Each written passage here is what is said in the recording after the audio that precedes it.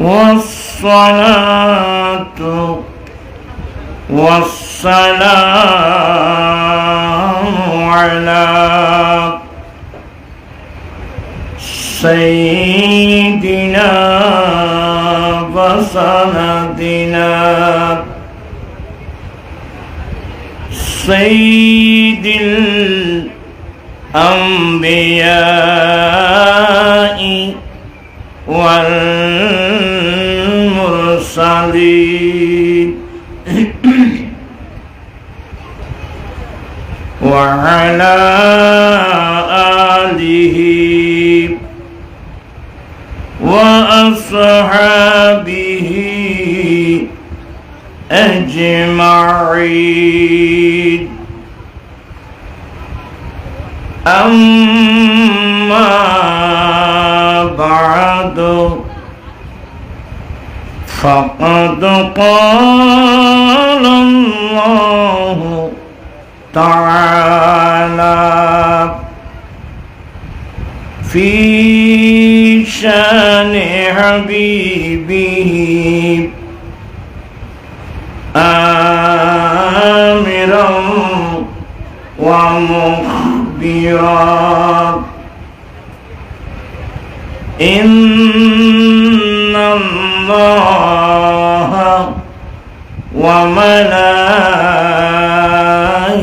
وملائكته يصلون على النبي يا أيها الذين آمنوا صلوا عليه وسلموا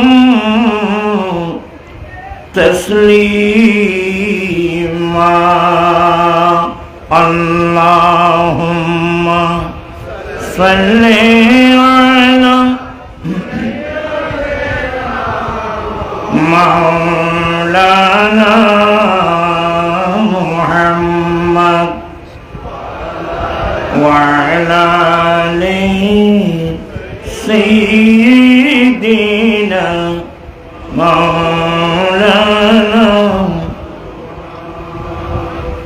صل على رسولنا صل على محمد صل على حبيبنا صل على محمد عرش পিতা চিরুচার فرش पे तूफान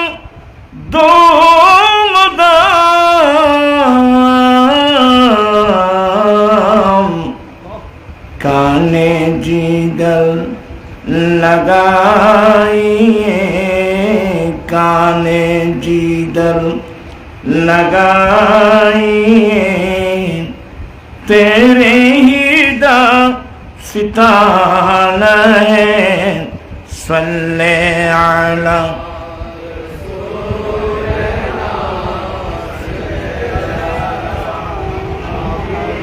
सल्ले अला हबीबना सल्ले अला मुहम्मद वो जो नती तू कुछ न था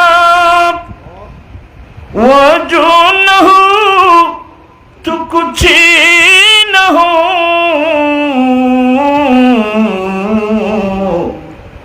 जान है वो जहान की जान है वो जहान की जान ही तू जहान है सल्ले अला सल्ले अला मुहम्मदिन صلي على حبيبنا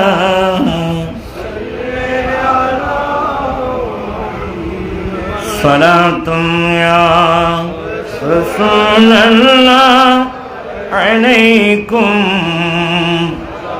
سلام يا حبيب الله عليكم শুধু ওয়াজুদাস রহমাতুল লিল আলামিন মসজিদে শুধু हमारो ये ज़मीन सलातुल्लाह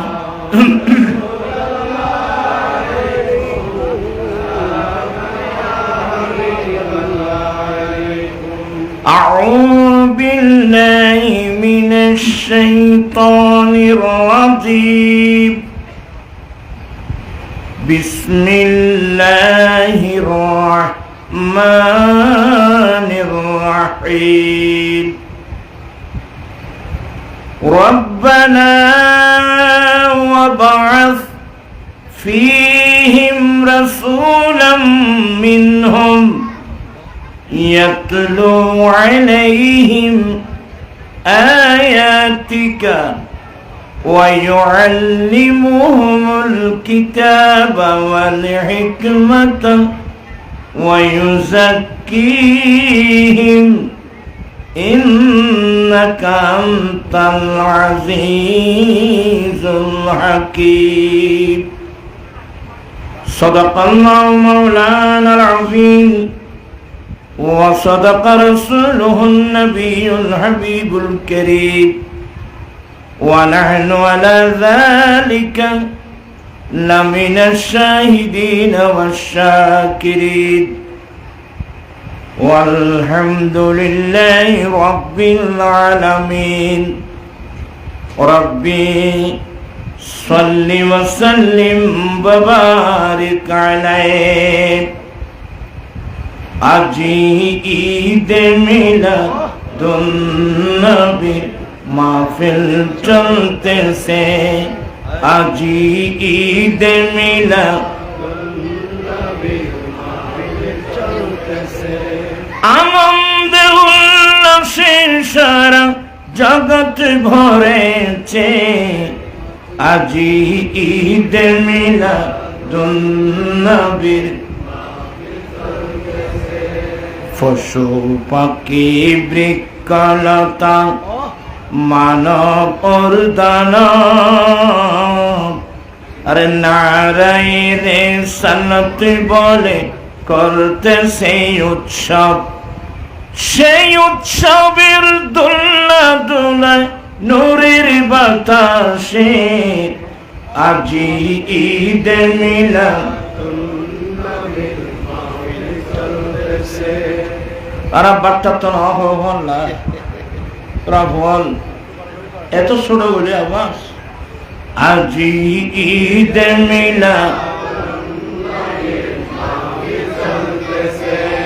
আনন্দ উল্লাসে সারা জগৎ ভরেছে আজি ঈদ ফিরে মার কিনে চলে গেল না দিব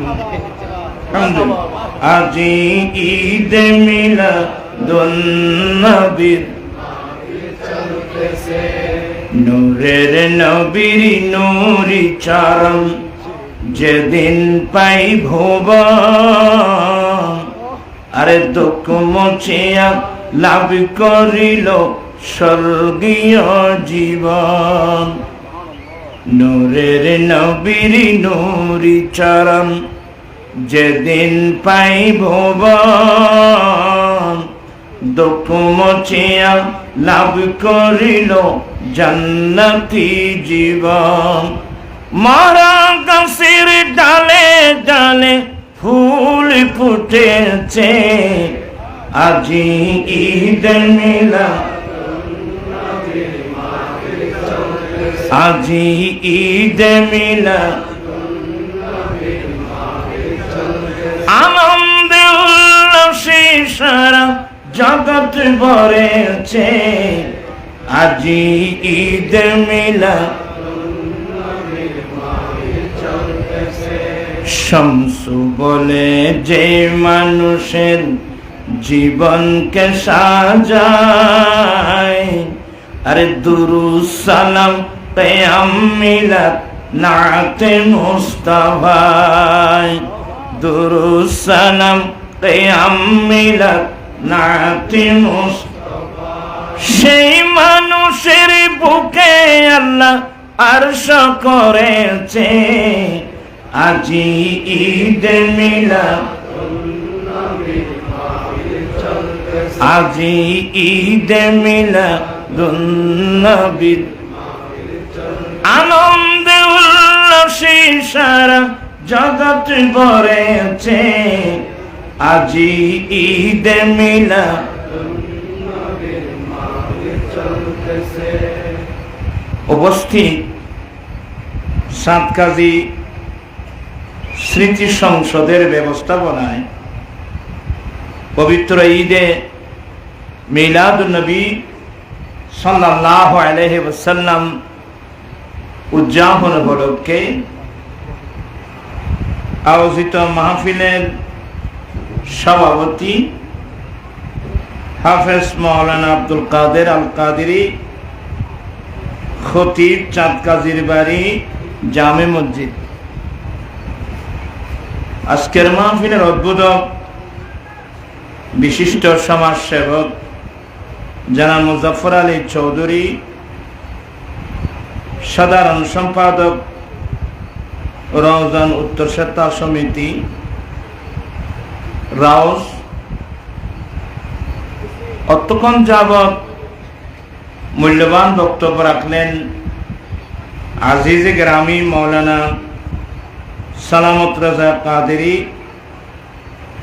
আরবি মুদারিস, পূর্ব গুজরাট মোহাম্মদিয়া সিনিয়র মাদ্রাসা, বিশেষ বক্তা হাফেজ মাওলানা মহিউদ্দিন আল কাদেরী,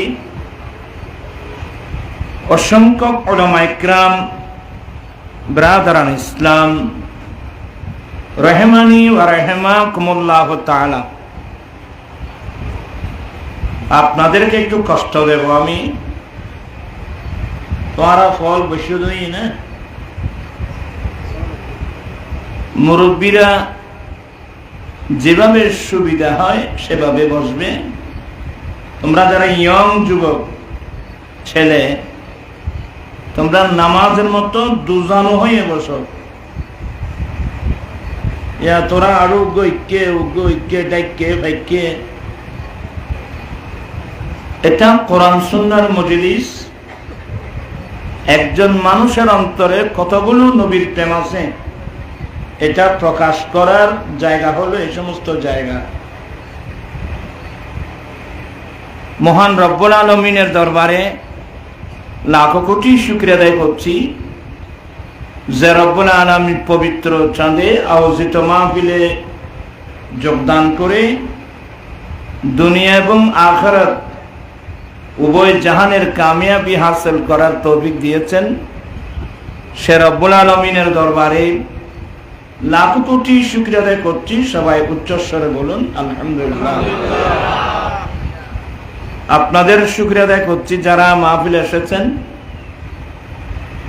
যারা মাহফিল আয়োজন করেছেন, যাদের পরামর্শে মাহফিল, যাদের সার্বিক সহযোগিতায় মাহফিল, পাশাপাশি অসংখ্য পর্দানসীন মা বোন যারা পর্দার আলে বসে বসে উলামা ইকরামদের আলোচনা শুনছেন, আমি প্রত্যেকের শুকরিয়া আদায় করছি। রব্বুল আলামিন আমাদের আশা বসা সাহেবে দাওয়াতের ইন্তজামকে কবুল করুক। সবাই বলুন আমিন। আসলে আমি অসুস্থ মানুষ, ফাইয়ের ফুলা, কোমরের ব্যথা সব মিলিয়ে এখন আমাদের আর বিভিন্ন জায়গায় গিয়ে গলা ভাটি ওয়াজ করার সেই বয়স কিন্তু আমাদের নেই। তবে জায়গাগুলো আমার এলাকা, আসলাম ওয়াদাটা রক্ষা করব, পাশাপাশি একটু দোয়া নেব, এটাই। তবে এটা আমার একেবারে কাছে হলেও এগুলো তো এই জায়গাতে আমার বিদেশ বাড়ির মতো আসার সুযোগ হয় না। এখন তো মাশাআল্লাহ রোডঘাট অনেক ভালো হয়েছে,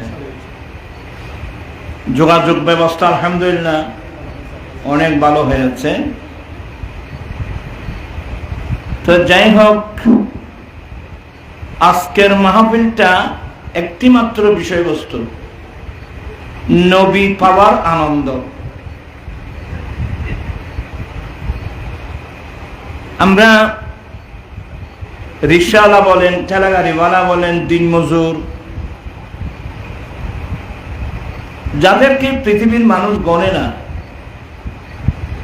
কিন্তু আমাদের মতো এই মানুষদেরকে, পাপী তাবিদেরকে আল্লাহ কি দয়া করে আমাদেরকে ইমামুল আম্বিয়ার উম্মত বানালেন। এর চেয়ে বড় আনন্দের বিষয় মুসলমানের জীবনে আর নাই। এই নবী পাওয়ার আনন্দ। তবে দুঃখনীয় বিষয় একটা, নবী পাওয়ার আনন্দ কিয়ামত পর্যন্ত প্রকাশ করলেও এই নিয়ামতের শুকরিয়া আদায় করা যাবে না। তবে দুঃখনীয় বিষয় হলো সেই নবীর আদর্শ কিন্তু আমরা গ্রহণ করি না। আমরা আজে বাজে মানুষের আদর্শ নিয়ে চলি। আচ্ছা, আমাদের লাভটা কি বলেন তো? নবীর কলমা পড়লাম, আদর্শ গ্রহণ করলাম আরেকজনের, এটা আমাদের জন্য বোকামি ছাড়া আর কিছুই না। এই জাতীয় বিষয়ের কিছু কথা বলবো।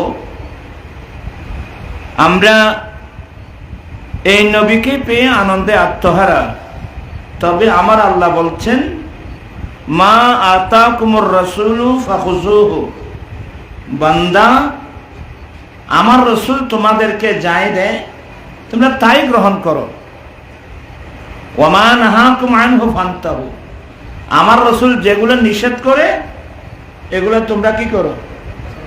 বর্জন করো, ছেড়ে দাও। তো দুঃখের এই বিষয় হলো, রসুল আমাদেরকে যাই দিয়েছে আমরা সব ফেলে দিয়েছি। নাউজুবিল্লাহ বলবেন না? শুধু যাই দিয়েছে ফেলে দিয়েছি মানে এই যে 30 পারা কোরআন, এটা কিন্তু আল্লাহর কালাম, আমরা পেলাম কিভাবে? আল্লাহর কোরআন এটা তো লোহে মাহফুজের মধ্যে ছিল। বাল হুয়া কুরআনুম মাজিদুন ফি লাওহিল মাহফুজ, ফি লাওহিল মাহফুজ। এই কোরআন আল্লাহর কালাম, এটা তো 7 আসমানের উপরে লৌহে মাহফুজের মধ্যে ছিল, আল্লাহ আমানত রাখছেন। তো সেই লৌহে মাহফুজের কোরআন আমাদের বাড়িতে কিভাবে আসলো? আমাদের বাড়িতে কিভাবে আসলো আর আমরা কতটুকু মূল্যায়ন করলাম? আল্লাহ বলেন, قد جاءكم من الله نور وكتاب مبين। বান্দা নিশ্চয়ই আল্লাহর পক্ষ থেকে তোমাদের কাছে একটা নূর এসেছে, আজিমুশ শান, মহা জাগতিক জ্যোতি তোমাদের কাছে এসেছে, আর একটা সুস্পষ্ট কিতাব, একটা নূর আর একটা সুস্পষ্ট কিতাব। তো তাফসীরে গেলে দেখবেন যে নূর মানে রাসূল, কিতাব মানে কোরআন। আমার দেশবাসীকে বলছি, আল্লাহ আমাদেরকে অনেক নিয়ামত দিয়েছেন, কিন্তু কতগুলো নিয়ামত দিয়েছেন আল্লাহ নিজেই বলছেন, ওয়াইন তাউদ্দু নি'মাতাল্লাহি লা তুহসুহা। বান্দা আমি কতগুলো নিয়ামত যে তোমাদেরকে দিয়েছি, তোমরা যদি সবাই বসে আমার নিয়ামতের হিসাব করতে বসো কোন বান্দার পক্ষে আমার নিয়ামতের টোটাল করা সম্ভব হবে না। আর কিছু বাদ দেন, আমার মাথা থেকে পা পর্যন্ত আমার এই 3.5 হাত এই শরীরের মধ্যে কয় হাজার, কয় লক্ষ, কয় কোটি আল্লাহ নিয়ামত রাখছেন, এসব বিষয় আমাদের কি কোনো আইডিয়া আছে?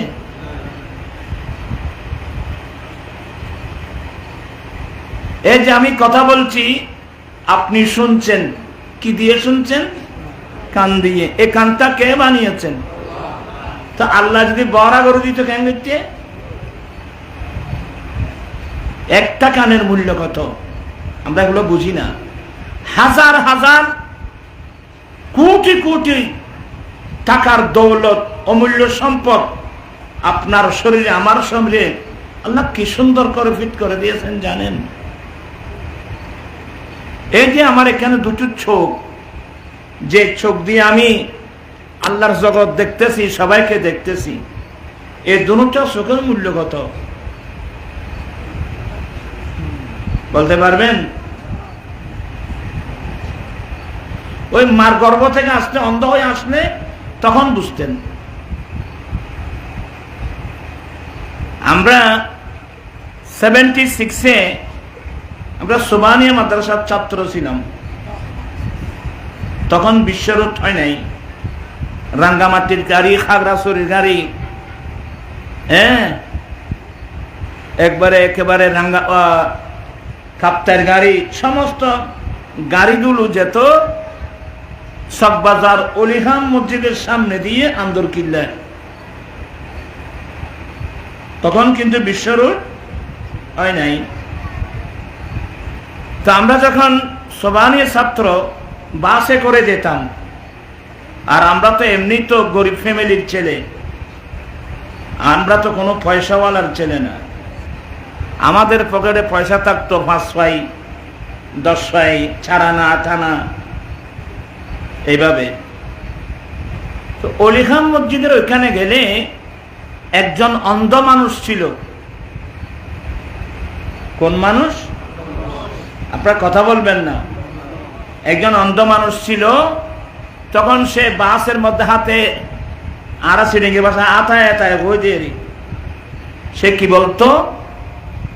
আমি অন্ধ কুফালে মন্দ, আপনাদেরকে জানাই আমার মতন ফোরা কুফাল এই সংসারে নাই। সে এমন ভাবে বলতো, আমাদের চক্ষু দিয়ে অটোমেটিক পানি আসতো। তো গাড়িতে বসে বসে বলতাম যে আল্লাহ, তুমি চাইলে তো এর মতো আমাকে তো অন্ধ বানাতে পারতি।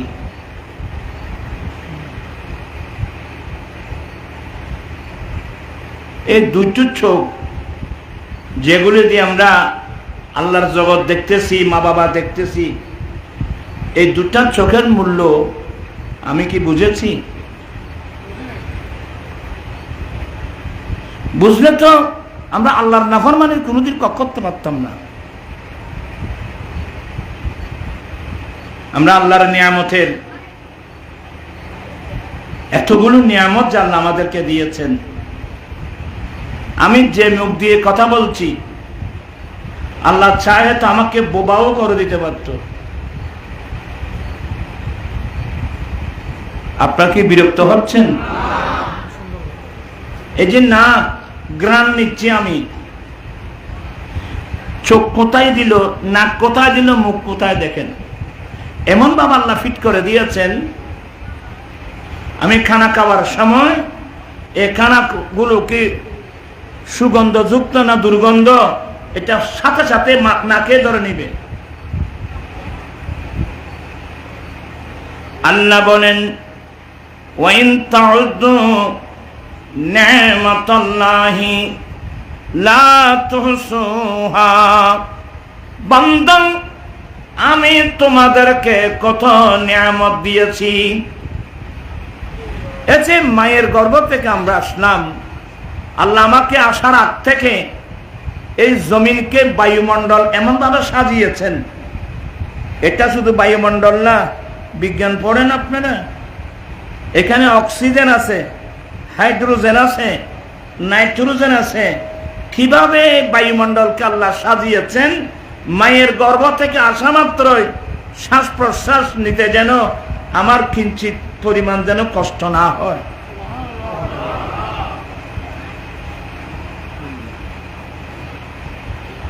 আমি আজকে না অনেকবার বলছি, একজন আজি সাহেব হাজার হাজার কোটি টাকার মালিক,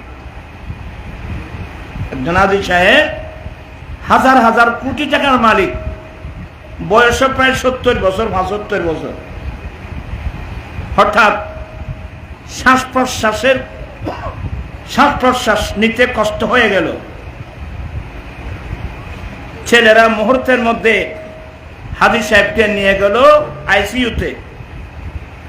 আইসিইউতে নেওয়ার সাথে সাথে নাকের মধ্যে কি লাগিয়ে দিল? অক্সিজেন, যাতে শ্বাস প্রশ্বাস নিতে যেন কি না হয়। আপনার সবাই আমার কথাগুলো শুনছেন? 1 মাস ছিল আজি সাহেব আইসিইউতে। ডাক্তার রিলিজ দিয়েছেন, আপনার অবস্থা এখন ভালো, ভাই আমার বিলটা নিয়ে আসেন। বিল দিল 3 লক্ষ টাকা। হাজি সাহেব 3 লক্ষ টাকা বিল দেখে ছোট বাচ্চার মতো কান্নাকাটি শুরু করলো। সবাই আশ্চর্য হয়ে গেল, যে লোকটা হাজার হাজার কোটি টাকার মালিক, সেই লোকটা যদি তার চিকিৎসার খরচ 3 লক্ষ টাকা বিল দেখে এভাবে ছোট বাচ্চার মতো কান্নাকাটি। আদি সাহেব, আপনি যেভাবে কাঁদছেন কি বিল বেশি হয়েছে? বলে না তো, আমি তো বিলের জন্য কাঁদছি না। তো কেন কাঁদছেন? বলো ভাই আমি কাঁদছি আপনার 1 মাসের বিল দেখে আমার কান্না এসে গেছে। আমার বয়স 70-75 বছর। এই 70-75 বছর পর্যন্ত আমার মালিক আমার নিঃশ্বাস প্রশ্বাসের এইভাবে যদি বিল করত, আমাদের কি অবস্থা হতো?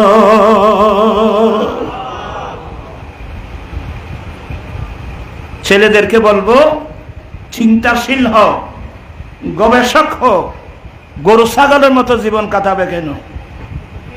আমার জীবন মরণ সাজাব মাদানি রঙে, আমার জীবন মরণ মাদানি।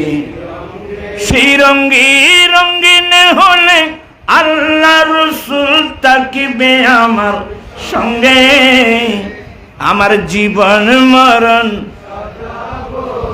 মাদানি, আমার জীবন আমার মরণ আমি সাজাবো মাদানি রং দিয়ে।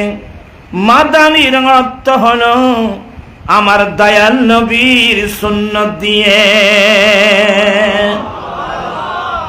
আমরা যদি নিজের জীবনটা চলাফেরা, উঠা বসা, লেনদেন, আচার ব্যবহার, ব্যক্তিগত, পারিবারিক, সামাজিক, রাষ্ট্রীয়, সমাজনীতি, অর্থনীতি, রাষ্ট্রনীতি, রাজনীতি, বাণিজ্য নীতি, পররাষ্ট্রনীতি, এক কথায় জন্মলগ্ন থেকে মৃত্যুকাল পর্যন্ত আমার লাইফটা যদি নবীর সুন্নাত দিয়ে যদি সাজিয়ে নিতে পারি, কবরে, হাসরে, কিয়ামতের কঠিন দিনে আপনার পাশে আমার পাশে কেউ নাই, আমার দয়াল নবী তো থাকবেন। কথা বলছেন, আমার দয়াল নবী থাকবেন কিনা? তা আমাদের উচিত ছিল না সেই নবীর সুন্নাত মোতাবেক চলা? চলবেন কোত্থেকে? সেই নবীর উসিলায় মহান রব্বুল আলামিনের 30 পারা কোরআন আমার বাড়িতে আসলো, আমার ঘরে আসলো। কসম করে বলেন, আমরা কি আল্লাহর কোরআনের আলহামদুলিল্লাহ শুদ্ধ করে কোরআন পড়া শিখছি? কথা বলেন, আমরা শুদ্ধ করে আল্লাহর কালামটা শুদ্ধ করে পড়া শিখছি? নিজের ওয়াইফ জানে, ছেলে মেয়েরা ছেলে মেয়েরা জানে আমরা বড় নিমক হারাম, আমরা বেওফা উম্মত, আমরা আল্লাহর কালামকে বের করে দিয়েছি, আল্লাহর কোরআনকে আমরা ফেলে দিয়েছি, আজে বাজে মানুষের বই কিনতে কিনতে ঘরের মধ্যে আমরা পাহাড় পুষ করে ফেলেছি। এক এক ছেলের বাড়িতে বইয়ের পাহাড়, বইয়ের স্তূপ, আজে বাজে মানুষের বই পুস্তক পড়ছি, কিন্তু মহান রব্বুল আলামিনের কোরআন আমি নিজেও পড়ি না। অথচ আমার রাসূল কি বলছেন? আল্লাহর নবী বলেন, খায়রুকুম মান তাআল্লামাল কুরআনা ওয়া আল্লামাহু, তোমাদের মধ্যে সেই ব্যক্তি উত্তম যে নিজে আল্লাহর কিতাব কোরআন পড়ে অপরকে কোরআনে পাকের তালিম দেয়। ও আমার দেশবাসী, আজকে যে মিলাদুন নবী হচ্ছে, হবে না কেন? এই নবীকে আমরা এমনি পেয়ে গেছি মনে করবেন না। এই নবী আসার পিছনে কাদের দোয়া ছিল আমরা জানি। আল্লাহর খলিল সাইয়্যিদুনা ইব্রাহিম আলাইহিস সালাম নিজের ছেলে ইসমাঈল ইসলামকে নিয়ে আল্লাহর নির্দেশে আল্লাহর ঘরখানায় কাবা পুনর্নির্মাণ করলেন। আল্লাহর ঘরখানায় কাবা পুনর্নির্মাণের পরে ইব্রাহিম আলাইহিস সালাম আল্লাহর কাছে অনেক দোয়া করেছিলেন। তোরা জুতে লাগো হন না, তোরা তো মাথা কাতে এড়ে দিও ফাইতে না ভাই। ফান্নাইম ভর্তি বহুত কষ্ট আছে, এতে সস মনে হয় যে ফান্নাইম ভরণ আয় আদের করতে না কষ্ট তাই চকু দেখি তোরা এনে নাইটের হত দেয় না। আর যদি হয়ে যায় আগামীকাল ফজর থেকে আমি আবার কোরআন শরীফ বুকে নেব, এক শব্দ করে আমি কোরআন শিখব। এ কামান ভালো করতে পারবে? আপনি স্কুলের ছাত্র, কলেজের ছাত্র, ইউনিভার্সিটির ছাত্র, ব্যবসায়ী, শ্রমিক, রিক্সাওয়ালা, ঠেলাগাড়িওয়ালা, দিনমজুর, আরে যাই হন না কেন, আমি মুসলমান। আমি ফজরের নামাজ মসজিদে পড়বো। মসজিদ আছে না এখানে?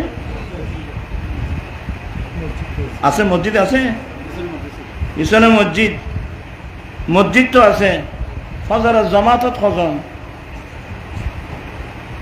এ যোগ্যই নামাতে মসজিদ তো আছে। ফজর নামাজের জামাতের মধ্যে কয়জন আছে মসজিদে? উগ্রই নামাতে তো আয় নবুদ্দিন। হ্যাঁ, এত মসজিদ 8 জন মানুষ হলে এত মসজিদ বান্ধন করে না। অন্য অর্থ ওই জুমার দিন বেশি হয়েছে। নসিব খারাপ হইলে কিছু করিবেন নাই। এই মসজিদগুলো আমার দয়াল নবীর উসিলায় পেয়েছি। এই মসজিদ আপনারা কিভাবে বাঁধলেন?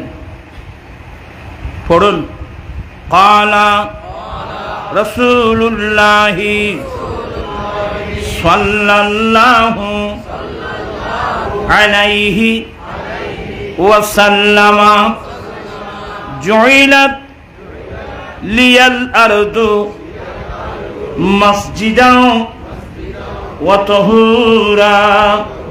দয়াল নবী বলেন, আমি নবীর জন্যে গোটা পৃথিবীর জমিনকে পবিত্র করে দেওয়া হয়েছে এবং মসজিদ বানিয়ে দেওয়া হয়েছে। উম্মত, তুমি যেখানে যাও, পাহাড়ে যাও, পর্বতে যাও, ফাইয়ুমা আদরাকাতুস সালাত, তুমি যেখানে নামাজের রক্ত পাবে ওখানে তুমি নামাজ আদায় করে না। তা আসছি যখন আমি দেখতে পাচ্ছি তো কে কে নামাজ পড়ে না পড়ে। অধিকাংশ মানুষ মসজিদ কোথায় সে নিজে জানেও না।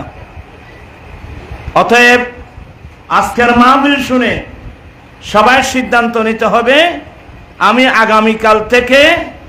আগামীকাল ফজর থেকে মৃত্যুর আগ পর্যন্ত আমি নামাজ আর ছাড়বো না। পারিবে না? সাত জনের ববে আবুল বিরিয়ানি আনিবি দি আয় চিনি তুই বিয়া করে আয় কি নোয়াখালী তো নিশ্চয় তুই মনে করছো তো না তোমার এ ফজর সাত জনের যাই মুখ সুড়িয়েন তুই ফোন করে দাঁড়াই ইয়ার বাইবুতে নিয়ামক থাকছে আই আত্মগা দিয়ে কাজ করতে মানুষ আর ন দে তুমি বিড়ি খাইতে লাগবে নে বিড়ি ন কিন্তু এবার তো তুমি ব্যায়াম কিনু দে বসে দিয়ে রে এর লেখাও আছে ধূমপান স্বাস্থ্যের জন্য এর লেখাও আছে কোম্পানি লেখিয়ে দি তখন আর এক বোঝাবে দিল আর এই এন খারাপ জিনিস রাতে ঘুম যাচ্ছে এবার বালুসুর ডাকতি থাকে সিগারেট ভাগে দিবে আতিকা রাতে থান ভাইলি এই চোখ খারাপ এঙ্গরি তরি বিলকুল ফুট এর আদারত টানাচ্ছে এ জাতিলে কোনো হেদায়ত আছে না ভাই কোনো হেদায়ত নাই। আমার ভাইয়েরা আমার নবী বলেন পাঁচটা জিনিস আসার আগে তোমরা পাঁচটা জিনিসকে মূল্যায়ন করো। ইগতানিম খামসান ক্বাবলা খামস, পাঁচটা জিনিস আসার আগে তোমরা পাঁচটা জিনিসকে মূল্যায়ন করো। তন্মধ্যে একটা হলো সেহাতাকা ক্বাবলা মারাদিকা, আল্লাহ যে আপনাকে সুস্থ শরীর দিয়েছেন এটাকে মূল্যায়ন করো রোগে আক্রান্ত হওয়ার আগে।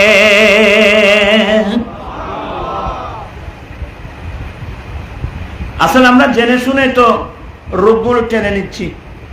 আমি সবাই তো আমার দেশবাসী এনে ছাবলিকের কথা কেউ এটা আচ্ছা তারা কোথাও আছে যে খাসেও বিড়িও টানে বুঝছে না বিড়িও টানে খাসেও আর হওয়ার মক্কা শরীফ বেঁধে দিলেন দেরও আর নদীকে মান নিচি দেয় বিড়িও টানে হাঁসেরও এলে বদ অভ্যাস। আমি আমার চাচাদেরকে বলবো বাবা কেন আপনি নিজে কেন আপনি নিজের শরীরকে ধ্বংস করে দিচ্ছেন?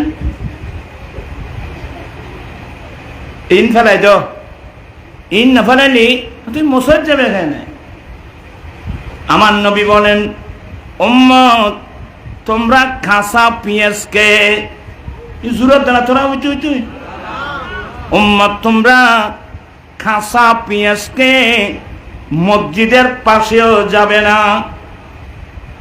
অথচ কাঁচা পেঁয়াজ হারাম নয়।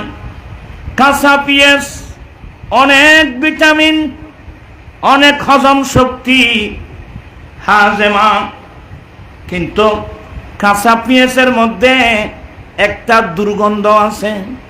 আমার নবী বলেন উম্মত তোমরা কাঁচা পেঁয়াজকে মসজিদের পাশেও যেও না, তার মানে দুর্গন্ধ আল্লাহ পছন্দ করে না।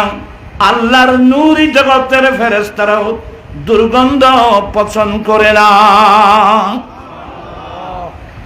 আর ছোটবেলা দেখি দি আলহামদুলিল্লাহ আর মাজান তো আজও আছে, দোয়া করবেন আল্লাহ যেন হায়াত দরাজ করে। আসরের নামাজের পরে উঠান পরিষ্কার করে উঠানের চতুর্পাশে আগরবাতি জ্বালিয়ে দিতেন। কি মা আপনি এখানে আগরবাতি জ্বালাই দিচ্ছেন? বলে বাবা হুজুরদের জবানে শুনছি যে আসরের সময় আল্লাহর নূরি জগতের ফেরেশতারা মুসলমানের বাড়িতে আসবে, এটা দুর্গন্ধ পছন্দ করে না, এর জন্য আগরবাতি জ্বালিয়ে দিয়েছি। আচ্ছা এই যুগের মাই বলেন জানে না রব।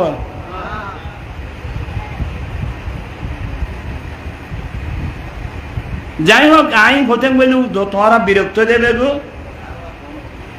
ইয়া মাই বলে আজকাল উড়ন তো নাই ইয়ে এটা উড়ন আছে না রোয়া মাই বলে কি উড়ন পরিষ্কার করে না? কি রে তারা অন্য ঘরে কি রে? যাই হোক আল্লাহ সবাইকে এগুলো বোঝার তৌফিক দান করো। কাঁচা পেঁয়াজ খাবেন অসুবিধা নেই, কিন্তু ভালোভাবে কুলি করে কি করতে হবে? পরিষ্কার করতে, দুর্গন্ধ পরিষ্কার করতে হবে। এরপর আমার নবীর সুন্নতের মধ্যে একটা সুন্নত আতর লাগানো, ইন্নামাতে মানুষ এখানে আপনি আতর লাগিয়ে গেলে আর মুখের দুর্গন্ধটা কি হবে না, বের হবে না। আর নইলে তুই আবুল বিড়ি খাই খুলি করে মুছে তোমার গালের খট্টর টেন এরিয়ে কদ্দুর করে হতে নি মানসি না ভারতে নামাজ তোমার গুঁজে মারবে দেবেন না, এগুলো খারাপ জিনিস। এদিন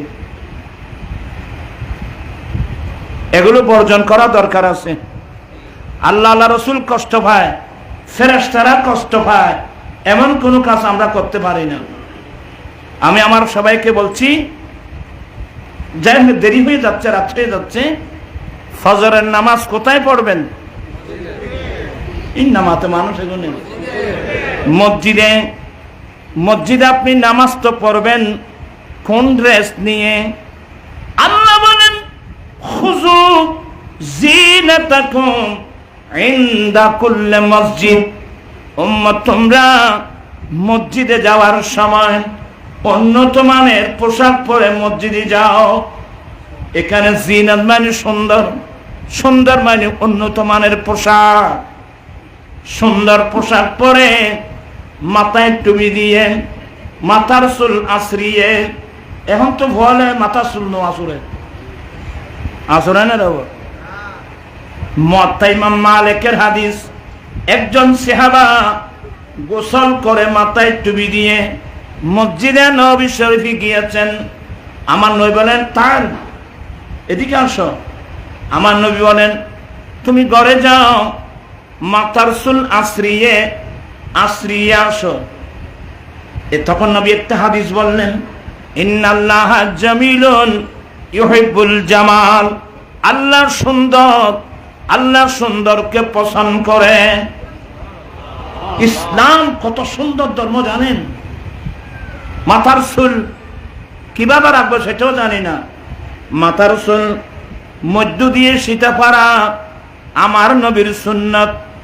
কারণ কোন সময় যদি মাথার চুলগুলো মুড়াতে হয়, প্রথমে ডান পাশের চুল, এরপরে বাম পাশের চুল, তো ডান বাম বাক করতে গেলে মধ্য দিয়ে কি লাগবে?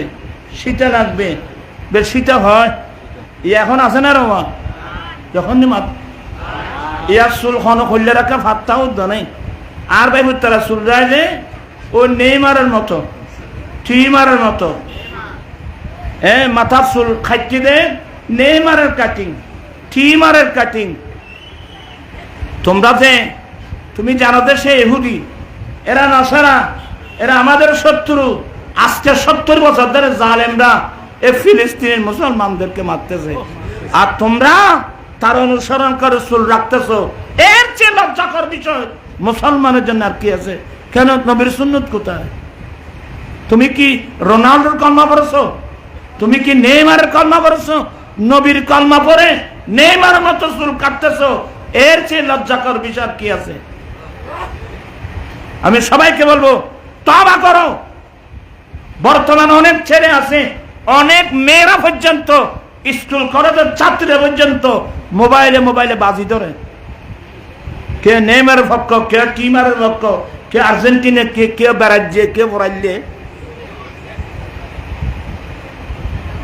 আমি নবীজির পাগল, আমি মদিনার পাগল। আমি নবীজির পাগল, আমি মদিনার পাগল। মদিনার দুলি বালি মোর, মদিনার দুলি বালি মোর নয়নের কাজল। আমি নবীজির পাগল, আমি মদিনার পাগল। আমি নবীজির পাগল, আমি মদিনার পাগল। আমার জিকির নবী নবী, দু চোখে মদিনার ছবি। আমার জিকির নবী নবী, দু চোখে মদিনার ছবি। নবীর প্রেমে দিতে রাজি জীবনের সকল। আমি নবীজির পাগল, আমি মদিনার পাগল। আমি নবীজির পাগল, আমি মদিনার পাগল। আল্লাহ সবাইকে মাহবুব নবীর দিওয়ানা বানিয়ে দিক। আমি বুঝাতে চেয়েছিলাম ফজরের নামাজ আমরা কোথায়? মসজিদে। আমার কথাগুলো মনোযোগ সহকারে শুনুন। ফজরের নামাজ মসজিদে আদায় করার পর আমি ডেইলি রুটিন করব। নামাজ শেষে আমি আধ ঘন্টার সময় মসজিদে থাকব। আবার কোরআন শরীফ নিয়ে মসজিদের কোনায় বসে যাব। হুজুরকে বলবো, হুজুর বাবা আমাকে একটু বুঝাই দেন না, আমি আমার এই বয়সে আবার আলিফ বা তা সা জিম হা খা আমি সুন্দর করে আল্লাহর কোরআন পড়ব, আল্লাহর কোরআন শিখতে থাকব। বেশি নয়, 3 মাস যদি কষ্ট করতে পারেন, ডেলি কত? আধা ঘন্টার সময় আপনি নিজে নিজে 1 পৃষ্ঠা কোরআন যদি শুদ্ধ করে পড়তে পারেন, বাকি গোটা কোরআন আপনি নিজে নিজে পড়তে পারবেন। আমি এদিকে আপনাদেরকে করছি, ফরজ নামাজটা আমরা ইমামের পিছনে পড়ব। কেরাত তো ইমামে পড়বে, আমাকে পড়তে হবে না। কিন্তু বাবা ফরজ নামাজের পরে নামাজ তো আরো আছে, সুন্নত আছে, ওয়াজিব আছে, নফল আছে। তা আমি যদি শুদ্ধ করে সূরা কেরাত শিখতে না পারি, বাকি নামাজগুলো আমি আদায় করব কিভাবে, পড়ব কিভাবে? আমার রাসূল বলছেন রব্বা কারিন ইয়ামালুল কোরআন, অনেক কোরআন তেলাওয়াতকারীকে স্বয়ং আল্লাহর কোরআন অভিশাপ দেয়। আপনি আপনার ইচ্ছে মোতাবেক কোরআন পড়লে হবে না, শুদ্ধ করে কোরআন পড়তে হবে। ঠিক কিনা ভাইরা আমার? আমি আজেবাজে মানুষের অনেক ছেলেরা আছে, এত ইংলিশ, এত সুন্দর উচ্চারণ। ইংলিশ এটা আমার জন্য ফরজ না, ওয়াজিব না, সুন্নতে মুআক্কাদা না। হ্যাঁ, কিন্তু কোরআন শরীফ আমাকে ফরজ, আমাকে পড়তে হবে শুদ্ধ করে। হ্যাঁ, ইন্টারন্যাশনাল ল্যাঙ্গুয়েজ হিসাবে, দুনিয়াবি হিসাবে আমি ইংরেজি শিখব, নিষেধ তো নাই। কিন্তু আপনি ইংরেজি শিখতে গিয়ে আপনি ডাইরেক্ট আল্লাহর কোরআনটা বাদ দিয়ে ফেলছেন। কিয়ামতের মাঠে নবীর সামনে আমরা কিভাবে মুখটা দেখাবো বলেন তো? তার এদিকে যাচ্ছি না। আল্লাহর খলিল ইব্রাহিম আলাইহিস সালাম ইসমাঈল আলাইহিস সালামকে নিয়ে আল্লাহর নির্দেশে আল্লাহর ঘর খানায়ে কাবা পুনর্নির্মাণের পরে আল্লাহর খলিল আল্লাহর কাছে দোয়া করেছিলেন, রব্বানা ওয়াবাস ফীহিম রাসূলাম মিনহুম, মাওলা তাদের মধ্য থেকে তাদের কাছে এমন একজন রাসূল প্রেরণ করো যে রাসূল তাদের কাছে তোমার আয়াত তিলাওয়াত করবেন। 1 নম্বর, যেই রাসূল তাদের কাছে তোমার আয়াত তিলাওয়াত করবেন, ওয়া ইউআল্লিমুহুমুল কিতাবা, যে রাসূল তাদেরকে কিতাবের তালিম দিবেন। যে রাসূল তাদের কাছে তোমার আয়াত তিলাওয়াত করবেন, তাদেরকে তোমার কিতাবের তালিম দিবেন। ওয়াল হিকমাতা, যে রাসূল তাদেরকে হিকমত শিখাবেন, বিজ্ঞান শিখাবেন। ওয়া ইউযাক্কিহিম, যে রাসূল তাদের অন্তর পরিষ্কার করে দেবেন। আল্লাহ তাদের কাছে সেই রাসূল প্রেরণ করো। ও আমার দেশবাসী, এই রাসূলকে আমরা এমনি পাই নাই। কিভাবে পেলাম? এই নবীকে পাঠানোর জন্য আল্লাহর খলিল আল্লাহর কাছে দোয়া করেছিলেন। তকদির আমাদের ভালো, ইব্রাহিম আলাইহিস সালাম যে রাসূলের জন্য দোয়া করেছিলেন, সেই রাসূলটা পেয়ে গেলাম আমরা। এই জন্য নামাজের মধ্যে দুরূদ ইব্রাহিম পড়তে হয়। আল্লাহুম্মা সাল্লি আলা মুহাম্মাদিন ওয়া আলা আলি মুহাম্মাদ কামা সাল্লাইতা আলা ইব্রাহিম ওয়া আলা আলি ইব্রাহিম। এখানে ইব্রাহিম আলাইহিস সালামের দোয়া। আল্লাহর নবী নিজের পরিচয় দিয়ে বলছিলেন, উম্মত আমি কোন রাসূল জানো তোমরা? আনা দাওয়াত ইব্রাহিম আলাইহিস সালাম ওয়া বিশারাতু ঈসা আলাইহিস সালাম। আমি কোন নবী জানো? আল্লাহর খলিল ইব্রাহিম আলাইহিস সালাম যেই রসুলের জন্য দোয়া করেছিলেন আমি নবী সে রসুল। আমার আগে আরেকজন রসুল ছিল ঈসা আলাইহিস সালাম। ঈসা আলাইহিস সালাম কওমদের কাছে যে শুভ সংবাদ দিয়েছিলেন, ইয়াতি মিন বাদি ইসমুহু আহমদ, আমি ঈসার পরে একজন রসুল আসবে যার নাম আহমদ হবে, আমি নবী সে রসুল। আরে সবসে আলা নামা রানবী সবসে বালা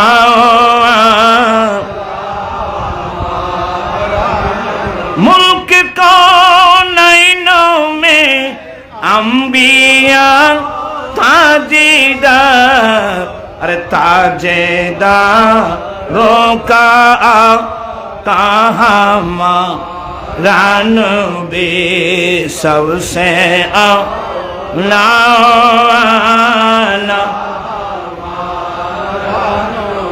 बुझ गई जिनकी आगे सभी मशाले, अरे शम्मा वो लेकर आया हमारा नबी सबसे लाला, हमारा नबी सबसे।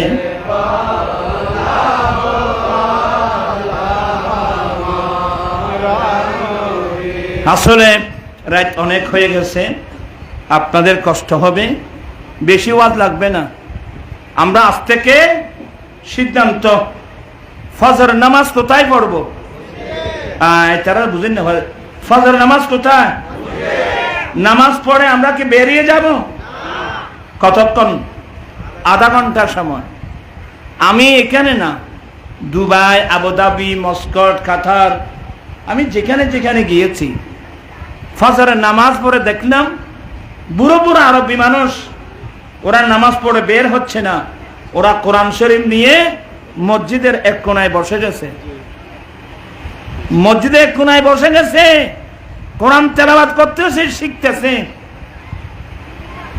আমাদের দেশটা আমরা ছোটবেলায় দেখতাম, আমার আম্মি জান আলহামদুলিল্লাহ এখনো আছে। আমরা কোনোদিন ফজর আজান দিলে আমরা বিছানায় থাকতে পারি নাই। আমার আম্মি জান নিজেও তো তাহাজ্জুদ পড়তেন।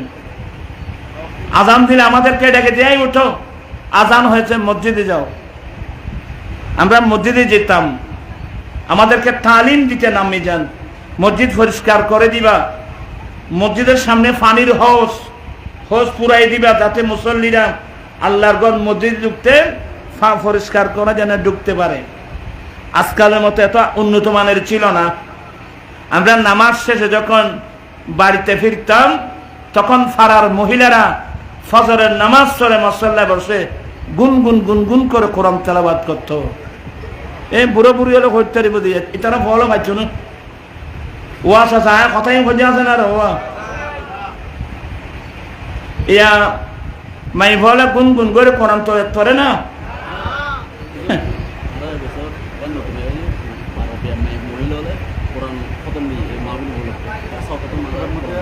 মাই বলে কোরআন খতম দিয়ে দেওয়া যায় শুদ্ধ করি বলছি নি ভাই, হ্যাঁ কথা চলে দে না। মাই বলে কোরআন ফরম করলে হ্যাঁ করতে পারিত এতে বোধ মাই বলে ফলের ফন্না ফলে চুদে একারি দাম দিছু মাই ভর ফলা জেলে নি এলে ফরা হইতো না, শুদ্ধ করি ভরণ করবি। থব থিয়াদা আবি লাহাবি অম্ব হৎসব এলে কোরআন শরীফ বললে না, নাউজুবিল্লাহ বলেন না। আপনার শুদ্ধ করে মা বোনদেরকে বলবো, পর্দার আড়ালে বসে একজন হুজুর রেখে বাইরে থেকে পর্দার এই পালে বসে আবার এক সব শুদ্ধ করে কোরআন শরীফ পড়বেন। এটা আমাকে পড়তে হবে কোরআন শরীফ, আপনার ভুল করবেন না। ছেলেদেরকে কেজি স্কুল, কিন্টার গার্ডেন, আশা প্রত্যাশা নওজোয়ান ব্রাক এত নামের স্কুলে যে পাঠাচ্ছেন, সেই স্কুলে কোরআন শরীফ আছে? কথা বলছেন না কেন? সেই স্কুলে কোরআন শরীফ আছে, হাদিস শরীফ আছে। এই যে বর্তমান কয়জন ছেলে মা বাবা চিনে? কয়জন মানুষ স্ত্রীর হক সম্পর্কে জানে? কয়জন মেয়ে স্বামীর হক সম্পর্কে জানে? আর বসবাস করে যে হইলে করতে না তারা ছোট থাকতি জল মেয়ালগুলো মিলি লড়ি গল সকাড়ি আদা চোরা বাড়ি খাইলে আর দোষ নাই। আর সংসার করার জন্য ভাই আদা চোরা বাড়ি খাই দি। আমার ভাইয়েরা, আমার দেন নবী নিজের শাদী করে স্ত্রীকে কিভাবে ভালোবাসতে হয়, স্ত্রীর হক কি অধিকার কি, আমার নবী প্র্যাকটিক্যাল শিক্ষা দিয়েছেন। আল্লাহর নবী 10ম হিজরিতে আরাফাতের মাঠে দাঁড়িয়ে কি বলছিলেন? এই আমার পুরুষ উম্মত, তোমাদের উপর তোমাদের স্ত্রীদের কতগুলো হক আছে। 1 নম্বর হক হলো আখাস্তুমুহুন্না বিআমানিল্লাহ। তোমার স্ত্রী এটা তোমার দাসী নয়, এটা তোমার বাঁধি নয়, এটা আল্লাহর দেওয়া একটা আমানত। আল্লাহু আকবার। মাই বলেন জানে না? আল্লাহর নবী বলেন, এ আমার উম্মত, তোমাদের উপর তোমাদের স্ত্রীদের আমি কেন না আর আর কথার খেয়াল আছে না না হায় জানবো ভাই তোমারা হইতে না অসম্ভব না। আমার নবী বলেন, এ আমার পুরুষ উম্মত, তোমাদের উপর তোমাদের স্ত্রীদের কতগুলো হক আছে, অধিকার আছে।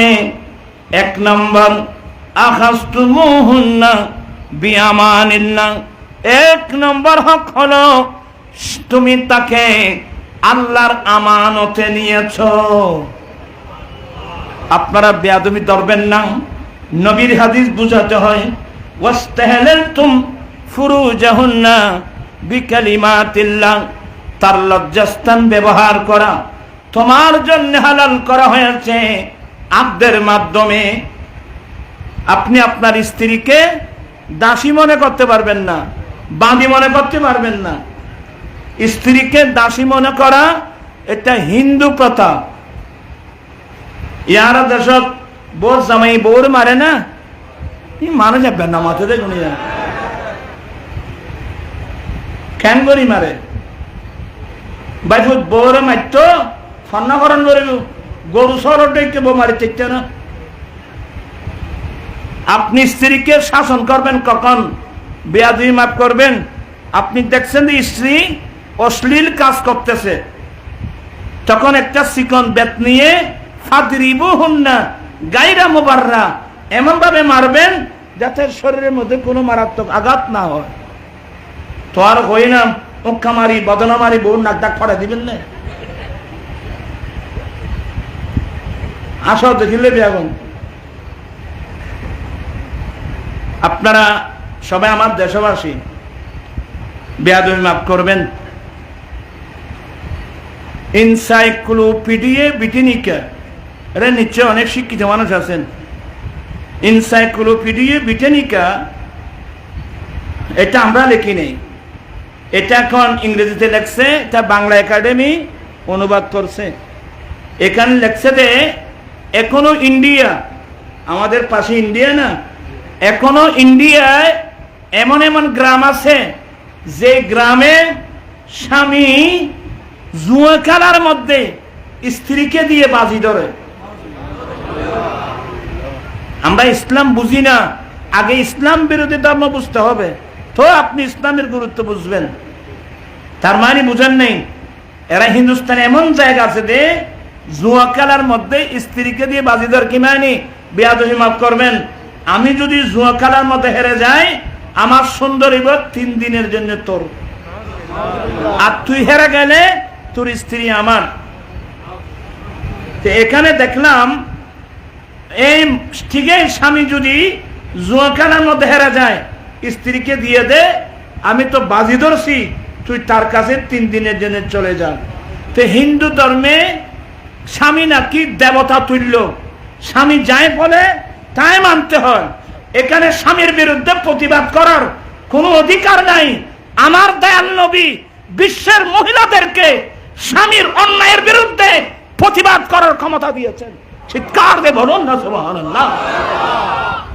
এগুলো বুঝেন, ভালো করে লেখাপড়া করতে হবে। অনেক মানুষ স্ত্রীকে গালি দেয়,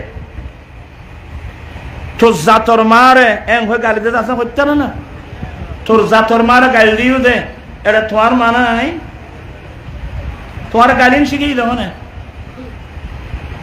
গালিয়ান আল্লাহ বানাই দে, গালি শিখি পারলেন না গালি দিবেন না।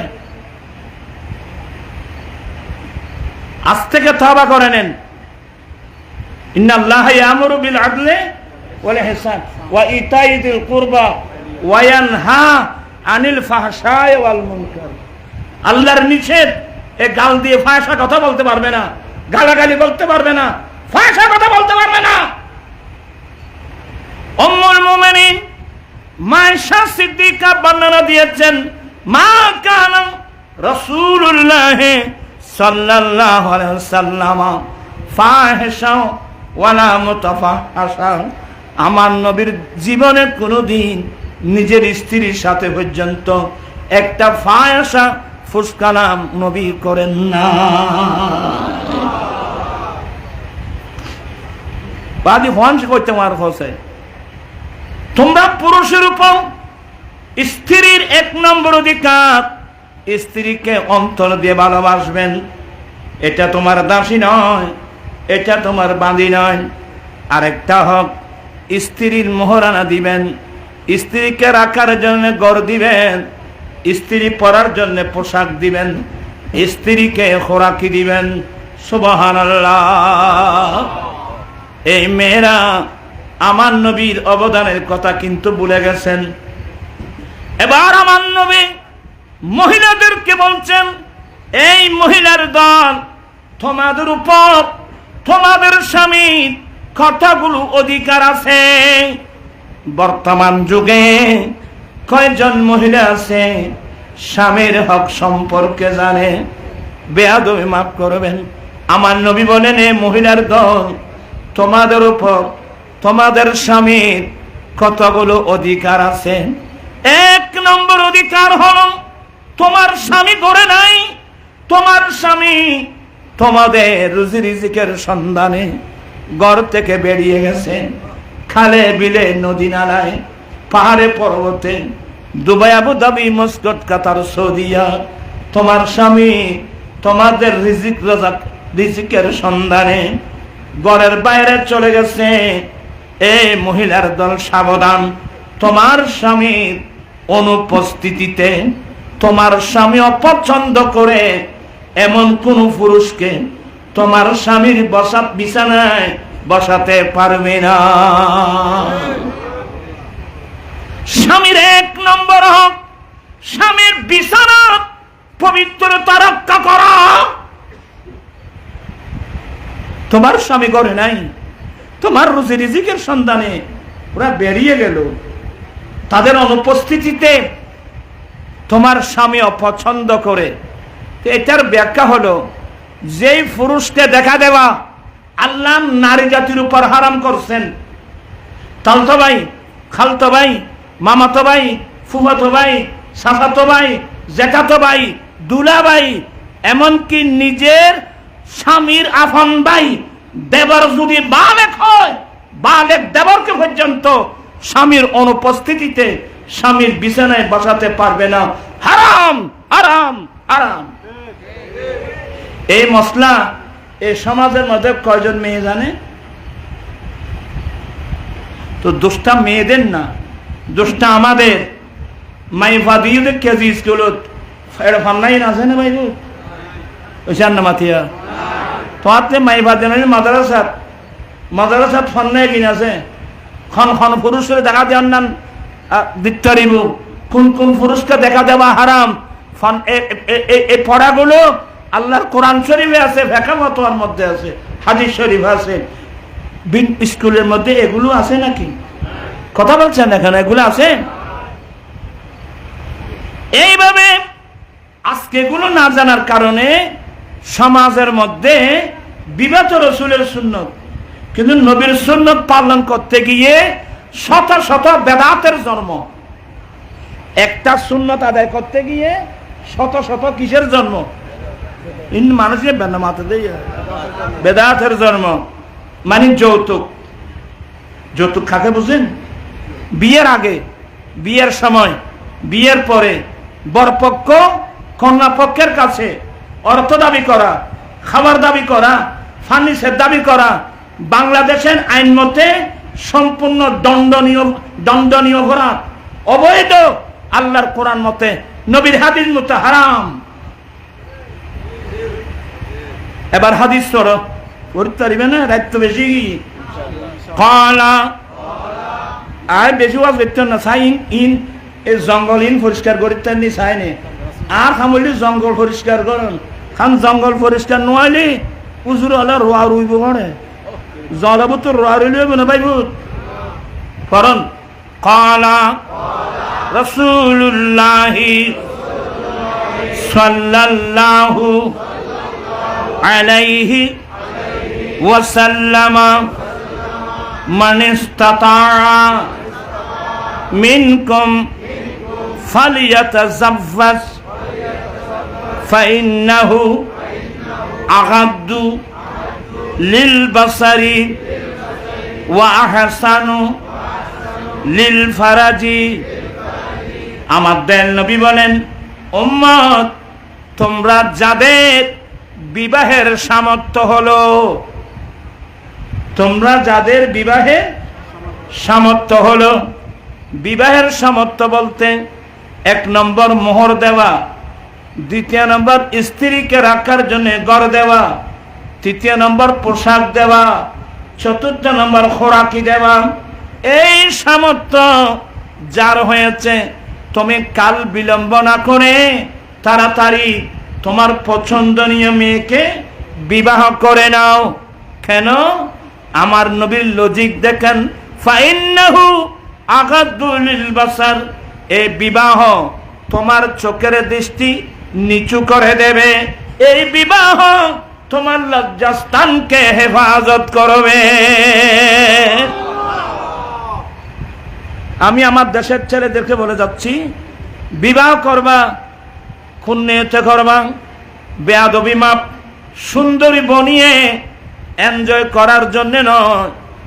বিবাহ কি জন্য করবেন? আমার নবীর সুন্নত। 1 নম্বর আমি আমার দয়াল নবীর সুন্নত বিবাহ। 2 নম্বর, আমি বিবাহ না করলে আমি ছেলে সন্তান কোথায় পাবো? আল্লাহ, আমি বিবাহ করতে যাচ্ছি সুন্দরী বনি এনজয় করার জন্য না, তোমার নবীর সুন্নত পালন এবং সেই স্ত্রীর মাধ্যমে 1 2 নেককার ছেলে, যে ছেলে 5 ওয়াক্ত নামাজ পড়ে পড়ে দোয়া করবে, আল্লাহুম্মা রাব্বিরহামহুমা কামা রাব্বায়ানি সগীরা। যেই ছেলের দোয়ার দ্বারা মা বাপ মারা গেলেও মা বাবার আমলনামা কিয়ামত পর্যন্ত চলতে থাকবে। 1 নম্বর নবীর সুন্নাত পালন, 2 নম্বর নেককার ছেলে পাবা। এই নিয়তে যেদিন আপনি বিয়ে করবেন, আল্লাহর কসম করে বলছি, আপনি যৌতুক দাবি করা তো দূরের কথা, এরা যৌতুক দিলেও আপনি নিতে পারবেন না। আমি আমার ছেলেদেরকে বলছি, আত্মমর্যাদা নষ্ট করবা না।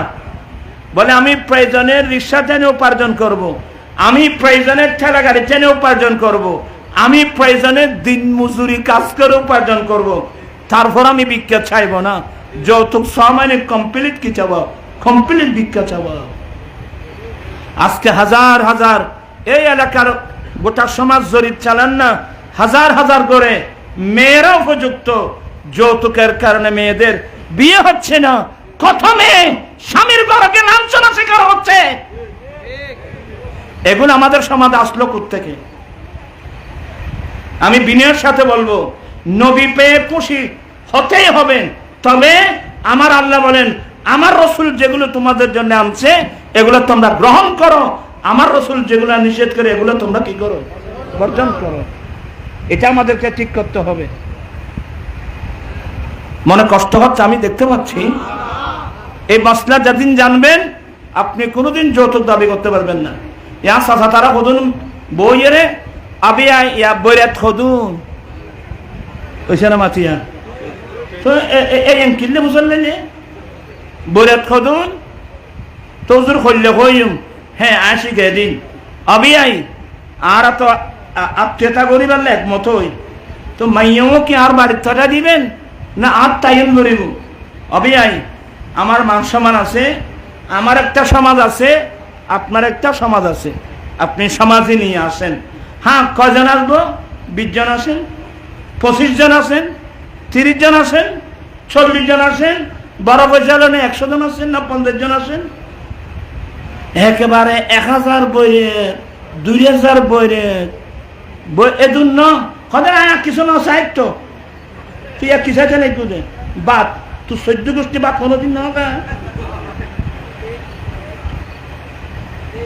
মাইফার বড় বাদ তো দেখিল নেই মানসিবে মাইফাইবে ফাইলে দিয়ে না তো বেশি এত তাড়াতাড়ি বলে গিয়েও না এই মাইফা ফালিবার ডরে ক্ষত ভাবে জিয়াতা মাইফা মেডির তলে দমন করে দিই।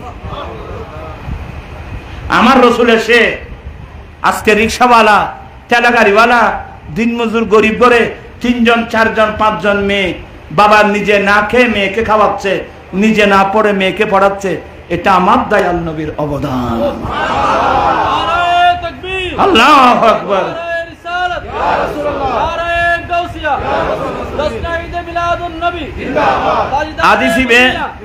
আদিসিবে ফরো তোর ফরো না আন নবীর অবদানের কথা কালা মাই বলে ফরন না এটা করত কোন কই ফরনের ফর কালা রাসূলুল্লাহ সাল্লাল্লাহু আলাইহি ওয়াসাল্লাম মান আলা জারিয়াতাইনি ফাআহসানা হাত্তা তাবলুগা ফাজাআহু ইয়াউমাল কিয়ামাতি হাকাযা আরাতুল মিকাজ হাকাযা ওয়াদাম্মা আসাবিয়াহু।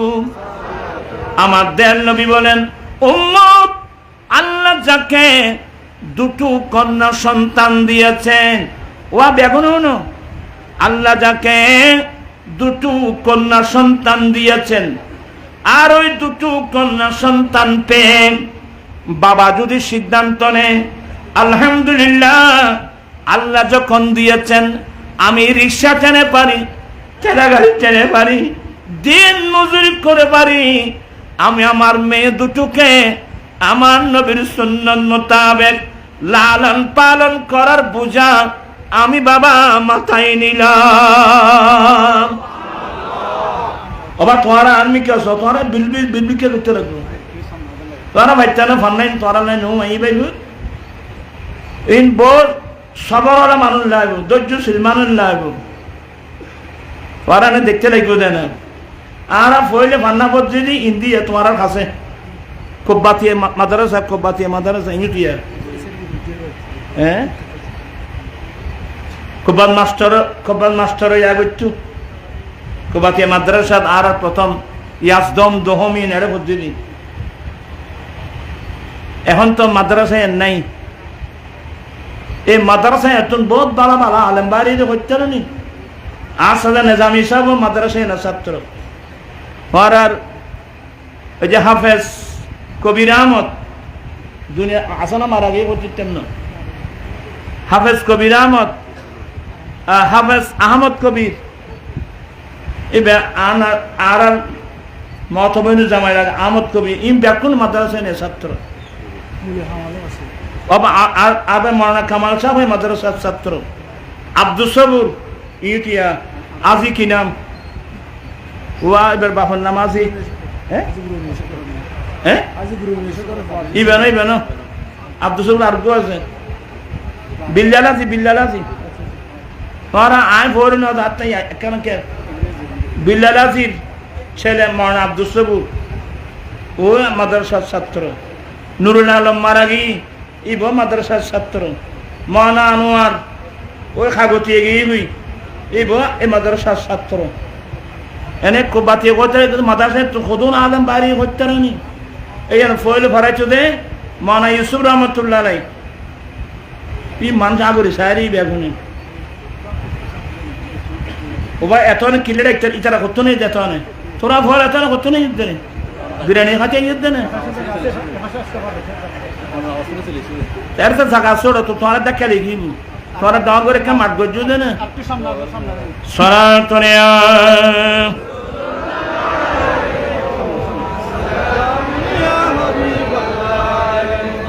আচ্ছা যাই হোক আকষ্ট হইতেন না বাদি আয় হাতি সবুজের তার নিচে আর ভাই তারা জিন্দে আছি তারা জিন্দি ভাড়াই দেয় আরামসে বই যাইব মানে তোরা জিন্দি ভাড়াই দিব এর জায়গা বহুত আছে তো তোরা তো নলরস আলসিয়ের বাপ বিয়া কোন চুদ্দান দে এটা বহুত জায়গা আছে নয় এটা নয়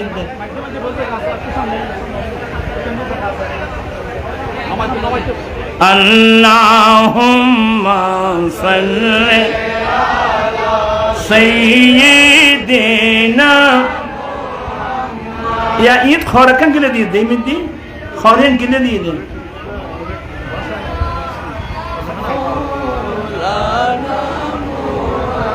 अच्छी तरह मेहमान अच्छी कर बोना तू सामुदीन जगाना रे बाजी ये चोरा इंदे आलसी करे ऐसे बांग्लादेश शादी नहीं दे ऐसे नाइट स्कूल खुल ली आरा दिन बेला माद्रासा गोसियत गेलो আর রাতে নাইট স্কুলত গই এটা সারা হলে আর গান শিখে তোরা গান জানেন না আঞ্চলিক গান জানেন না এটা আর সারা হলে আর ওকে গান শিখে দে ভাত খাইলে খাম বেশি গত আলসিয়া মানুষের দুঃখ ন যাই জনম্বর এবার গান হইলেও কথা সত্য এবার গান হইলেও কথা সত্য ভাত খাইলে খাম বেশি কর আলসিয়া মানুষের দুঃখ নজায় জনম্ব ওরা আলসি নইন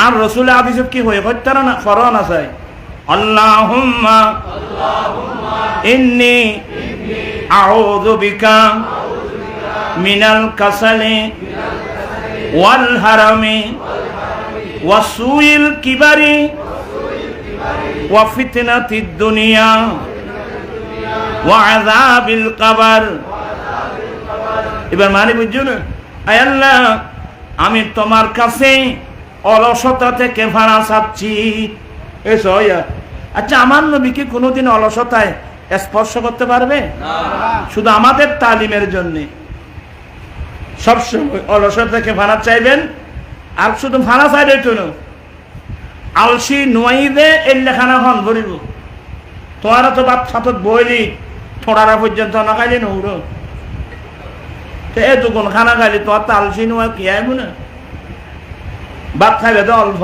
একদম অল্প যতটুকু খিদান যায় কি বছর দূর ইয়া তোরা তো খাইতি খাইতি খাইতি খাইতি এতক্ষণ খানা না খাইও খানা কম খাইবে গুম কম যাইবে বুঝছে না মাতে খানা কম গুম কম ইয়া তোমার খানা অখ বেশি খাইলাম দাইলাম বললাম ফেট ফেটে খোঁজ আর এখন লেন এ দুগুণ খানা খাইলে তুই বউবি কেন বাইব তোমার আজও এলে প্রশিক্ষণ ন হ এলে প্রশিক্ষণ পাইলি গোড়া ব্যাগ কিনতে দেব আলসিতুন ভাড়া চাইবে পরিশ্রমে দানা নে পুণ্য আনে সুখ অলস্য দরিদ্রতা আনে ফাঁকে আনে দুঃখ বানিয়েছিলেন তো বুঝছো না নামও তো করতে তিনি আজকে ফল লেখাপড়া আছে না ভাই আয় বই বেশি বেশি বই পড়ছি আয় বেশি বেশি বই পড়তাম ক্ষণে কিলে কিন চাইতেন দেরি বহুত দিককে বই এই তো এই মনুষ্যের কথা পরিশ্রমে দানা নে কিন্তু বহুত মানুষের গরম এটি মাই বলে আনা বাঁধার একটি পরিশ্রমে দানা নে পুণ্য আনে সুখ অলস্য দরিদ্রতা আনে ফাঁফে আনে বৈধ এ হতাইন বাইরে দিলি এ তোমার আর আলসিতুন এ ফল এ ওয়াসা মেয়ো সা মেয়ো সা এক আজীব তামাশা সাম মেয়ো বলে হইলি তোরা কোরআন শরীফ ন ভরত বাইবুত আল্লাহর আইন সম্বন্ধে ন জানো এবার শুনো চলি বিসমিল্লাহির রাহমানির রাহিম ওয়াইদা কিলা লাকুম তাফাসসাহু ফিল মাজালিস ফাফসাহু ইয়াফসাহিল্লাহু লাকুম ওয়াইদা কিলা আনশুযু ফানশুযু এবার কোরআন শরীফ আইন নর আয়াত আবার সামনে তোমরা কেন কই আল্লাহ বলেন এবং যখন তোমাদেরকে বলা হবে তাফাসসাহু ফিল মাজালিস ও আমার ভাইয়েরা তোমরা অনেক মানুষ জায়গা পেয়ে বসে আছো অনেক মানুষ জায়গা না পেয়ে দাঁড়িয়ে আছে তুমি সামনের দিকে এসে অপরজনের জন্য জায়গা প্রশস্ত করে দাও জায়গা খুলে দাও এই কথা বলার সাথে সাথে ফাফসাহু তুমি জায়গা খুলে দিবা ইয়াফসাহিল্লাহু লাকুম এই কাজটা যদি তোমরা করো আল্লাহ নিজে তোমাদের জায়গা প্রশস্ত করে দেবে তুমি সামনের দিকে এগিয়ে আসো অপর মানুষকে বসাবার জন্য জায়গা খুলে দাও এই কাজটা করলে ইয়াফসাহিল্লাহু লাকুম আল্লাহ তোমাদের জায়গা প্রশস্ত করে দেবে কোথায় দুনিয়ায় না না উইদাউট কন্ডিশন তুমি যেখানে যাবে সেখানে আল্লাহ তোমার জায়গা প্রশস্ত করে দেবেন দুনিয়ায় কবরে হাসরে কিয়ামতের মাঠে আল্লাহ নিজে তোমার জায়গা প্রশস্ত করে দেবেন লিখুন কাজ ছিল অল্প দাম ছিল কি বেশি আর মুরব্বী হলো হয় দেবা লাফে লোয়াব যখনই মাথে নিয়ে দুনিয়া লাফে অলাফে আয় কি তোমার লোয়া বইতাম কইলাম না সামনে একটাম কই দি কিন্তু দাম কদ্দুর আছি তোমার অবহেলা করি করি ইনুত্তর মারুন দিতে লাগবে এ আইবে না সামনে আইবে না সে আইসা কদ্দুর ইত্যার আইসে তুই আরো তুলি কিনলে বেচুদ আরুন বড়িয়ের নামাজের মতো বই এনা সজ্জবা দিয়া আগর রাগিন তাইলে এতন বোধ খাতি ভিড়ে বয়স গর্ভ রিলি পরে সহলে মোরা ভয় দিল ইদের পাইব বয়স বাড়ি গিয়ে গই মেজাজও আস্তে আস্তে কি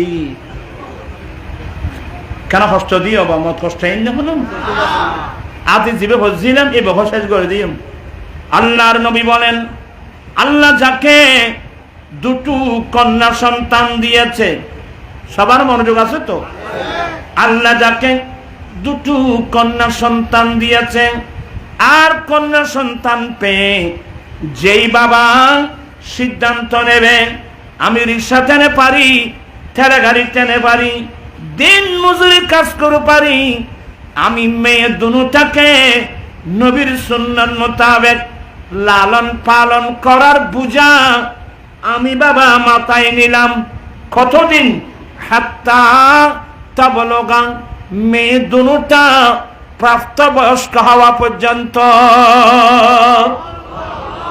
মাইফা দুনু বালেগম পর্যন্ত এই মেয়েটার লালন পালনের বোঝা যে বাবাই মাথায় নিবে ওই মেয়ের বাবার জন্য আল্লাহ একটা বিরাট পুরস্কার ঘোষণা দিলেন তোমার আর কথা আসো না দূর দুনিয়ার আলসি বেগুন এই বোধ আছে ভাই বোধ আমার নবী পুরস্কার ঘোষণা কি ওই মেয়ের বাবা কিয়ামতের ময়দানে আমি নবীর সঙ্গে এভাবে উঠবে এইভাবে বলে নবীর হাতের আঙ্গুল এভাবে খুলে দিয়েছেন ওয়াদাম্মা সাহাবিয়াহু আঙ্গুলগুলো লাগিয়ে দিলেন ও আমার সাহাবা যেমনি ভাবে আমি নবীর আঙ্গুলগুলো একটার সাথে একটা লাগিয়ে ঠিক তেমনি ভাবে ওই মেয়ের বাবা কিয়ামতের মাঠে আমি নবীর সঙ্গে এভাবে উঠবে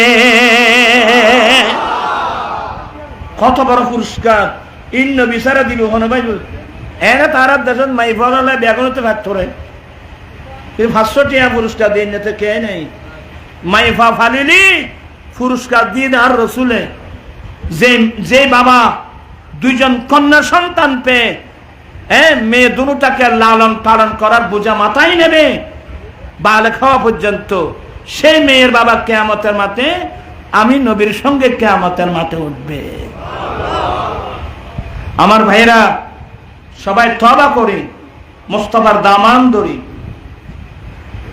কবি নজরুল সে কোনো মুহাদ্দিস না, মুফতিও না, বাংলা ইংরেজিও তো বেশি না করে, মাত্র ক্লাস 8 পাস, কিন্তু তার অন্তরটা নবীর প্রেমের একটা খজিনা ছিল। তোমরা ছেলেরা আবার এগুলো বলছি এগুলো বুঝার জন্য, তোমরা তো এগুলো বুঝবে না। এই যে নজরুল, জাতীয় কবি নজরুল, লেখাপড়া কি MA পাস, BA পাস, কিন্তু লেখাপড়া কম হলে কি হবে, তার অন্তর ছিল নবীর প্রেমের একটা খজিনা। মুহাম্মাদের নাম জপেছিলি বুলবুলি তুই, মুহাম্মাদের নাম বুলবুলি তুই, তাই কির তোর কতেরি গান, তাই কির তোর কতেরি গান, এমন মধু লাগিও রে, এমন মধু মুহাম্মাদের নাম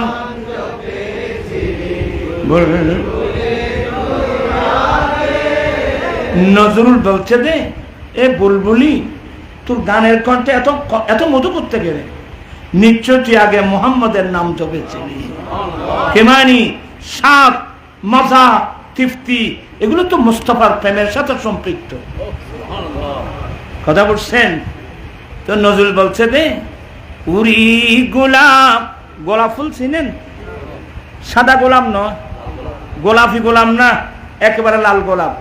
এই তো আছে তো আর দাও না,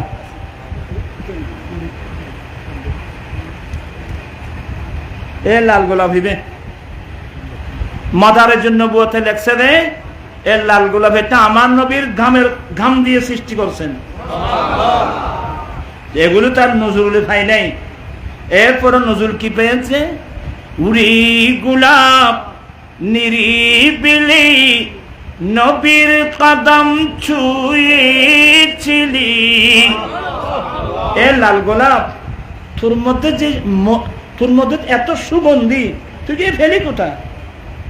উড়ি গোলাপ নিরিবিলি নবীর কদম ছুঁয়েছিলি, সেই কদমের খুশবু আজ, সেই কদমের খুশবু আজ তোর আতরে জাগি উরে, তোর আতরে জাগি মুহাম্মাদের বুলবুলি, মুহাম্মাদের নাম জপেছিলি বুলবুলি, তাই কিরে তোর কণ্ঠেরি গান, তাই কিরে তোর কণ্ঠেরি গান, এমন মধু লাগিও রে, এমন মোর নবীকে লুকিয়ে দেখে তার পেশানির জুতি মেকে উড়ে উচ্চম রাঙ্গলে কি তুই গভীর রাগি উড়ে, গভীর রাগি মুহাম্মাদের বুলবুলি, মুহাম্মাদের নাম বুলবুলি তুই, তাই কেরে তোর কণ্ঠেরি গান, তাই কেরে তোর কণ্ঠেরি গান, এমন মধু লাগি রে, এমন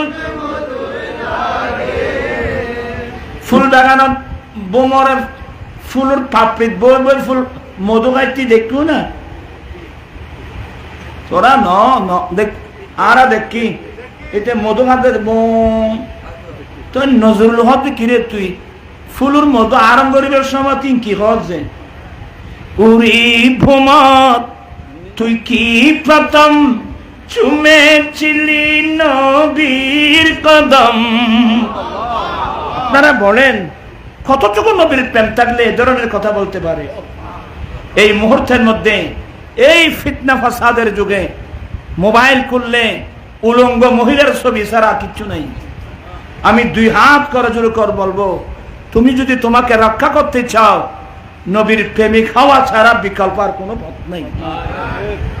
উরি বুমত তুই কি প্রথম চুমেছিলি নবীর কদম, গুনগুনিয়ে সে কুশকি গুনগুনিয়ে সে কুশকি জনশির গুল বাগি উরে জনশির গুল বাগি মোহাম্মদের নাম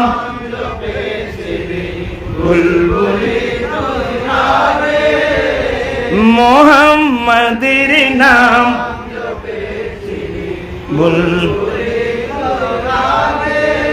আমি এই নাটটা শোনালাম।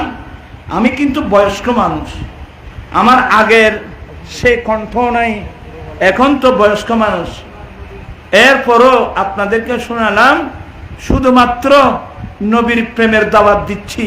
ও আমার ছেলেরা, বড় ফিতনা ফাসাদের যুগ, তুমি যে তোমাকে কন্ট্রোল করতে পারবা আমার মনে হয় না। অনেক যুবতী মেয়েরা ধ্বংস হয়ে যাচ্ছে, অনেক ছেলে ধ্বংস হয়ে যাচ্ছে। যদি বাঁচতে চাও নবীকে ভালোবাসো। নবীর ভালোবাসা শিখতে পারলে এই নবীর ভালোবাসায় তোমাকে আমাকে যে কোনো অ্যাক্সিডেন্ট থেকে রক্ষা করবে। ঠিক কেন ভাইরা? আমরা সেই নবীর আদর্শ নিতে চাই কি চাই না? দুই হাত উঠে বলতে চাই কি চাই না? আল্লাহু আকবার।